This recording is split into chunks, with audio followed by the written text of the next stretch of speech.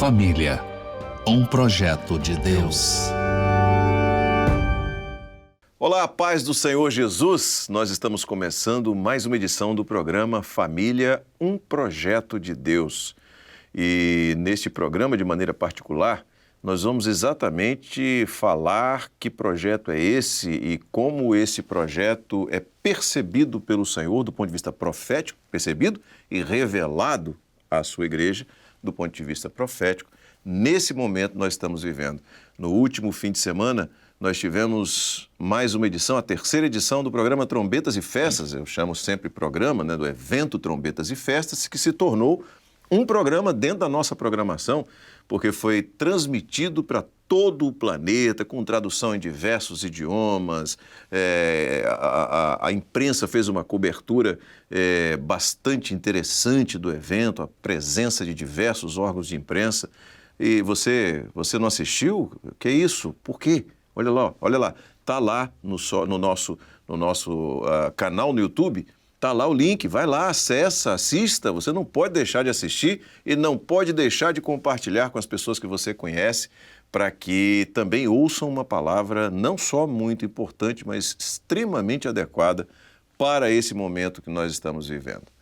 E o programa Família, um projeto de Deus hoje, que está sendo transmitido aqui da nossa central de comunicação, nós temos neste programa a presença de dois pastores que já são conhecidos de todos, mas que estamos aqui os três para falar deste tema, do tema Trombetas e Festas, do tema Arrebatamento e a associação desse tema com a família. E eu vou cumprimentá-los agora. Pastor Alexandre Brasil, a paz do Senhor. Paz do Senhor Josias, paz do Senhor a todos que participam conosco desse programa Família, Projeto de Deus. Amém. Pastor Gilson Souza, paz do Senhor. Paz do Senhor, pastor Josias, paz do Senhor, pastor Alexandre. Paz do Senhor a todos que estão acompanhando conosco a nossa programação de hoje. Muito bem. A pergunta que os pastores estão aqui para falar acerca disso e trazer a resposta a essa pergunta é exatamente qual a associação, como nós podemos perceber o momento profético que nós estamos vivendo, o momento de preparo para o arrebatamento, a própria leitura daquilo que existe no mundo de hoje. Como é que nós podemos perceber a relação entre tudo isso que foi trazido no Trombetas e Festas com a família? Aí eu vou pedir ao pastor Gilson para ler um texto e já começar a discorrer no sentido de responder essa pergunta, pastor Gilson. Então eu gostaria de ler um texto para nós começarmos aqui, que fala sobre a família.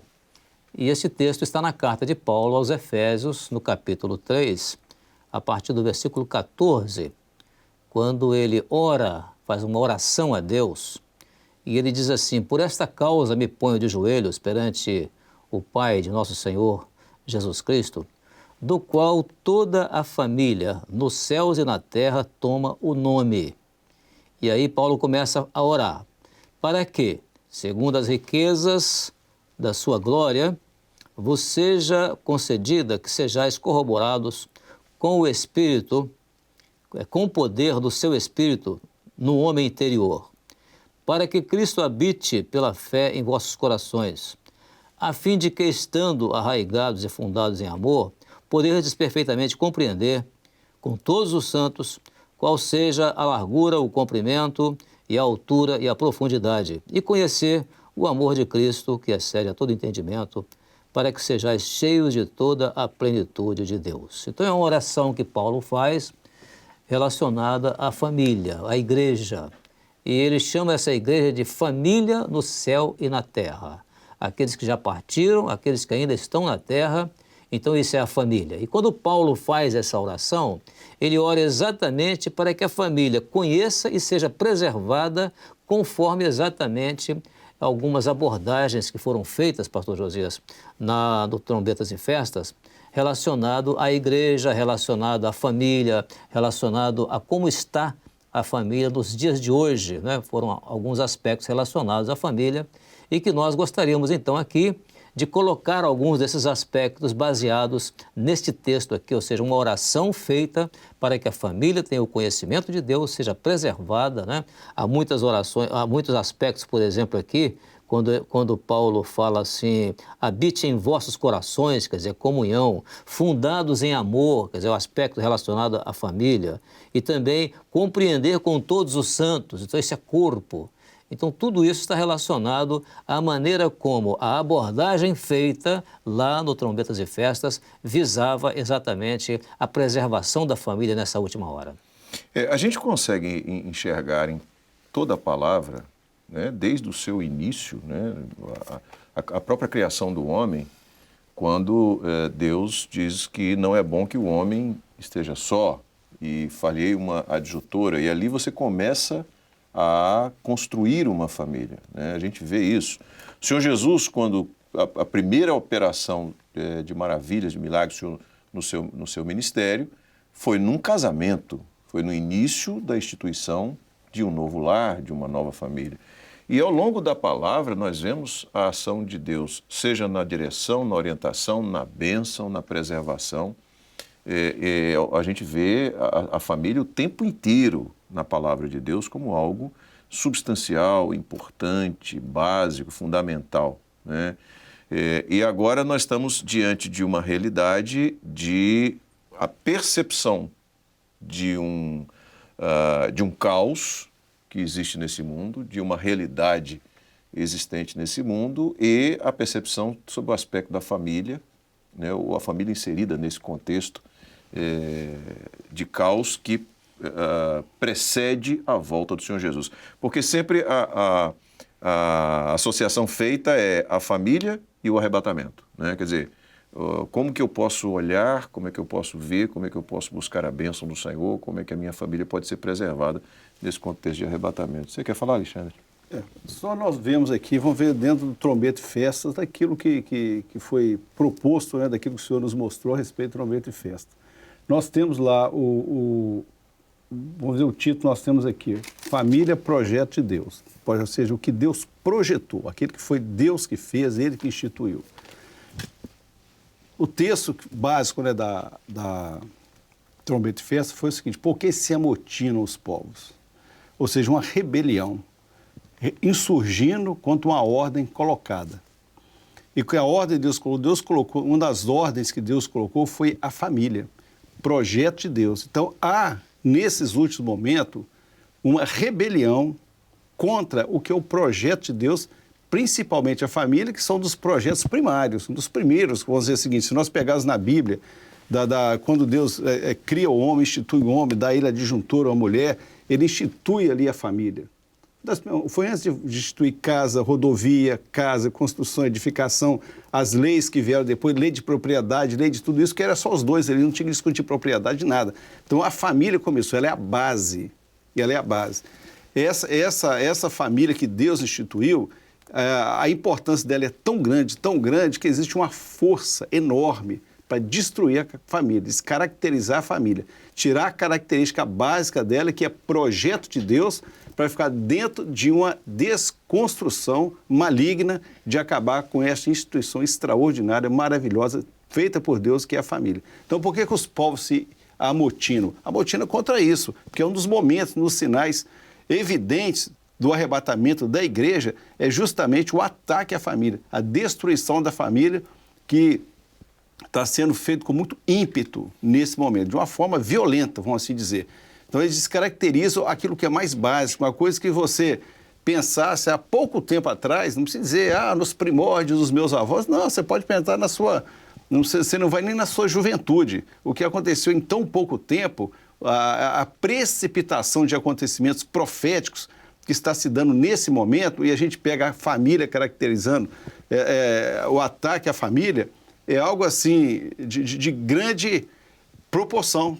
Então, por que os povos se amotinam? Amotinam contra isso, contra aquilo que Deus fez, contra o projeto dele, tentando fazer um projeto contra o projeto, um projeto maligno para contrapor ao projeto maravilhoso e extraordinário de Deus. A gente nem pode dizer que é um projeto paralelo, né? Porque, na verdade, ele é um projeto que se opõe. Para desconstruir, destruir, acabar, extinguir. Proposta é extinguir. É interessante que essa expressão, a gente comentou isso, inclusive, tem comentado em outros conteúdos nossos, amotinar, né? Amotinar é um motim, vem de motim, vem de você se reunir, de você articular contra alguma coisa, no caso, uma liderança ou um governo que é legítimo, né? E você se amotina, quer dizer, a pessoa quando se reúne nesse sentido, então cria, quer dizer, é o mundo, né, os povos se amotinando contra esse projeto de Deus. E o que é notar, para se observar também, é que tudo aquilo que naturalmente o homem faz hoje, às vezes até movido pelas circunstâncias e tudo, e que vai contra esses projetos de Deus, instituídos por Deus na criação de Deus, naturalmente isso vai trazer alguma consequência. Eu me lembro, por exemplo, quando eu tive a oportunidade de dar início ao trabalho da igreja no Japão, em 1999. Naquela década de 90, o Japão estava importando descendentes, quer dizer, trazendo para dentro do Japão descendentes de japoneses até a terceira geração, para poder povoar o Japão, porque eles estavam fazendo um cálculo que a quantidade de idosos que tinha no Japão e com relação à quantidade de nascimento, eles previam que dentro de algumas décadas, isso seria um caos para o Japão. Então, foi preciso trazer, para aumentar o índice de natalidade, né, dos japoneses. Trouxeram, então, naquela época, eram chineses descendentes de japoneses, brasileiros descendentes de japoneses, coreanos também descendentes de japoneses. Era muito grande. Eu me lembro, na época, tinha 350 mil brasileiros descendentes dentro do Japão, para povoar o Japão, para ver se o índice de natalidade melhorasse. Mas isso por quê? Porque as pessoas chegaram um momento que, para que casamento? Para que família? Então isso vai criando um problema. E muitas outras nações fazem isso. Existem países, inclusive, que importam homens para aqueles países. Não vou citar nome aqui, porque eu conheço isso. Mas importam homens para poder haver procriação no país, para que haja novas gerações. Então, ou seja, é uma amotinação decorrente de uma circunstância, mas que vai trazer, sim, alguma consequência. É interessante que a gente percebe nesse comentário que o pastor Gilson fez, que são problemas de impacto social. Impacto social. Certo? Mas que esses problemas podem ser vistos sob a perspectiva social, sociológica, antropológica, seja de qual histórica, do que for, mas que corroboram, e para quem está vendo pelos olhos do Espírito Santo, a gente vê claramente aqui também o aspecto profético, né, e que leva a essa expressão que eu usei anteriormente aqui, leva a esse caos, né, que é profeticamente apresentado como uma realidade do mundo no momento em que a igreja será tirada dele. Né? Você vê assim, você vê que profeticamente, quando Israel estava... O adversário, ele parece que ele percebe um pouquinho as coisas que estão acontecendo. Tanto que quando a perseguição aos primogênitos no Egito se deu justamente na época que o Senhor já tinha mandado Moisés para tirar o seu povo. Quer dizer, da mesma forma como a mortandade das crianças para o Herodes, ou seja, são momentos em que o adversário tenta destruir. Quando ele pensa que por que eu vou matar os primogênitos do Egito? Agora imagina só o caos que isso ocorreria. As filhas dos hebreus não teriam os meninos hebreus para se casarem, ela se casaria com egípcios, então os filhos gerados ali seriam uma família diversa daquela família constituída no ensinamento do Deus de Abraão, ou seja, totalmente você teria uma geração, as gerações seriam comprometidas porque elas não teriam o vínculo familiar conforme proposto pelo Senhor. Agora imagine só, todas as filhas dos hebreus, sem um varão hebreu, casando com os egípcios. Então, eles não tinham problema. Então, eles destruiriam qual família que eles destruíram? A família dos hebreus. Qual o propósito? Porque na família é que você tem ali o momento de busca ao Senhor, você ora um pelo outro, intercede pelo outro, cuida do outro, você tem um cuidado, você tem o zelo, a oração, a intercessão. E o Senhor sempre coloca na família o primeiro lugar para você buscar a face dele. Ou seja, você vê que lá, quando o povo ia sair do Egito, não, vamos acabar com a família. Acabando com a família, por que os hebreus iam sair do Egito? Para que eu sair do Egito? Eles não são filhos mais de hebreus, são filhos de egípcios. Outra mentalidade, outro povo. Outro Deus. Outro Deus. Agora, a igreja fiel da mesma forma. A igreja hoje, o que tem? ela está firmada no Senhor. Ela tem corpo, ela tem unidade, ela tem tudo. Nós temos a nossa personalidade como igreja fiel. Isso a gente não podemos desvincular isso nunca para nos sermos diluídos no mundo, sem família, sem afeição, sem amor natural, sem nada disso, e desaparece a própria característica da igreja. É interessante que você falou sobre a família dentro daquilo que Deus mostrou a Abraão. Toda a promessa que viria a alcançar não só o povo de Israel, mas a igreja, veio a partir da família de Abraão. Quer dizer, e uma família formada por milagre. Né? Isaac, como filho da promessa, como filho da velhice. Uma mãe estéril. De uma mãe estéril. Idosa. Né? Quer dizer, houve uma operação de Deus na vida de Abraão, a revelação que Deus deu a Abraão do projeto: farei de ti uma grande nação, será como as estrelas do céu, como as areias na praia do mar. Quer dizer, no momento em que o consórcio... E fala, e em ti serão benditos o quê? Todas as famílias da terra. Famílias da terra, o projeto de Deus é E aí quando você vê foi o que foi trazido, o consórcio da carne com o mal. Né? Ali a ação de Faraó no sentido de atingir a família, não foi uma coisa só da cabeça de Faraó, mas ali foi uma ação do adversário, um consórcio, para não só atingir a família, mas atingir o projeto de Deus. Para tentar impedir que aquela promessa feita a Abraão continuasse, porque seria dissolvida ali. Acabar tudo. É uma realidade. Você ia falar, Gilson? Tem um aspecto também interessante nisso aqui, é que, levando em consideração, digamos assim, o aspecto prático do que é hoje a família, você vê que eu, por exemplo, pertenço a uma geração que talvez vocês também tenham pertencido, são mais novos do que eu. Não muito. Não muito.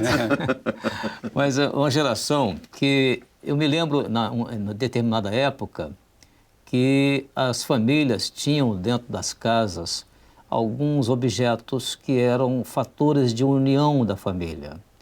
Por exemplo, a pessoa que era muito religiosa, às vezes colocava um altarzinho para a família fazer ali as orações deles. E mais tarde veio um objeto que ocupou esse lugar. Esse objeto se chamava televisão. Mas como inicialmente era televisão preto e branco, não era colorido, né? Então não atraía tanto, a televisão era uma coisa muito ruim, mas já reunia a família. Às vezes quem tinha o privilégio de comprar uma televisão, vinham os vizinhos, eu ficava olhando pela janela. Eu me lembro que eu era menino, minha família era pobre, então a gente ficava vendo televisão unindo a outras famílias, né? Fatores de unidade de família. Só que chegou um momento seguinte, que isso começou a desagregar a família. Quer dizer, quando veio a TV a cores, então o que acontecia com a família? Um assistia na sala, outro assistia no quarto, outro assistia no outro cômodo. A família começou a ser desagregada. Só que a televisão, costumam dizer, isso eu vi um comentário, né, muito até engraçado sobre isso, que a televisão, quando ela casou com o computador, ela gerou um filho chamado celular. Aí, o que acontece agora? O menino está lá no quarto, ele, em vez de chamar a mãe para ir levar um cafezinho para ele, ou levar um biscoitinho para ele passa para ela um recado aqui, entendeu? Isso. Então, se você vê que a família vai ficando cada vez mais desagregada. Aí você pergunta, está errado isso? Está certo? Bom, isso é a vida moderna, mas isso está afetando, de certa maneira, a família. Sem dúvida nenhuma. É comum você ver, principalmente de adolescentes, isso eu pude ver com uma realidade muito próxima, né, de primas que há muito tempo não se viam, se encontram, aquela alegria, se abraçam, depois uma senta, pega o celular, outra senta do lado, pega o celular e eventualmente até estão conversando entre si, mas com o celular, com o celular na mão, né? É uma realidade que a gente percebe, né, no meio uma familiar. coisa, você vê assim, sempre quando a gente vê nos textos bíblicos, né, quando fala sobre o arrebatamento da igreja, quando fala lá de Noé, né, primeiro Noé preservou a família dele por um grande acontecimento que foi anunciado, foi propagado, foi dito, não foi segredo para ninguém. Noé não trabalhou em segredo, Noé trabalhou ostensivamente naquilo que era o projeto de Deus, que era a construção da arca. A salvação está ali, a salvação está aí. Ninguém valorizou, mas uma família, toda ela foi guardada ali. Toda uma família, Noé, a esposa, os filhos e as noras obedientes, unidos, porque Noé certamente tinha o quê? Tinha o governo da família dele. Porque não teve rebelião de filho, não teve filho dizendo por que o pai está fazendo isso, mas eles entraram na arca. E isso foi um milagre de Deus. Por isso, quando Jesus fala o seguinte, quando foi nos dias de Noé, comiam, bebiam, casavam, davam-se em casamento, ou seja, comer, beber, aquela coisa toda, e casar é tudo uma coisa só. Mas Noé valorizou a família, e a família dele foi toda preservada. A família dele ficou na arca. O mundo, eu sempre falo isso porque às vezes pensam, mas Noé, ele, na surdina, ele construiu a arca, ó, só para a minha família. Não. A bênção era para aquele que cresce na mensagem que foi dito ali. A igreja hoje tem uma mensagem. A igreja hoje tem um anúncio da volta de Jesus, do arrebatamento. E as nossas famílias são os nossos apoios. Nós estamos aqui, né, nesse trabalho, mas nós temos a nossa família em casa, nós temos os filhos, temos esposa, estamos todos lá na unidade, às vezes acompanhando até o trabalho nosso aqui, e às vezes aflitos, assim, torcendo. Alguma vez quando o Josias está aqui apresentando, a esposa fica lá, ver se está tudo certinho, se o paletó está certo, faz parte. Isso é bom, porque é a afeição que existe. E isso, então a igreja ela tem isso, porque o Senhor nos dá isso. Não estou dizendo que não é só a igreja que tem isso, mas é aquilo que caracteriza a igreja, que nós preservamos isso e valorizamos isso e temos isso daquilo que é importante para nós. Amém. Bom, vamos fazer uma coisa. Nós já estamos com o nosso tempo já avançado. A proposta desse programa é a gente ser mais objetivo nas abordagens.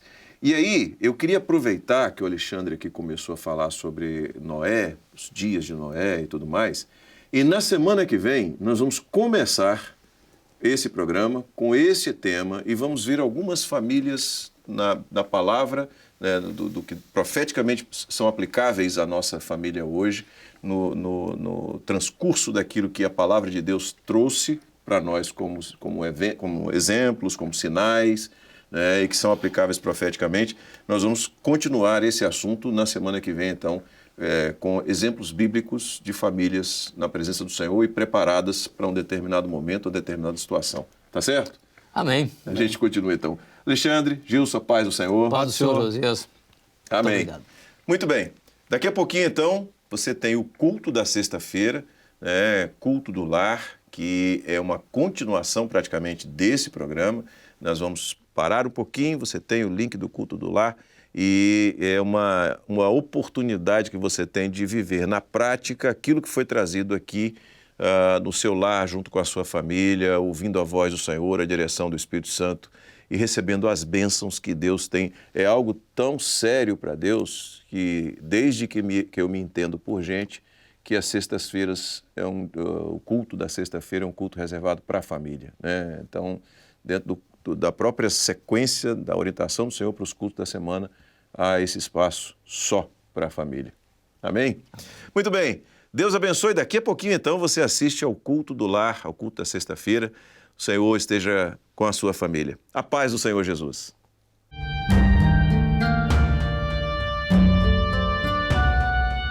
Família, um projeto de Deus.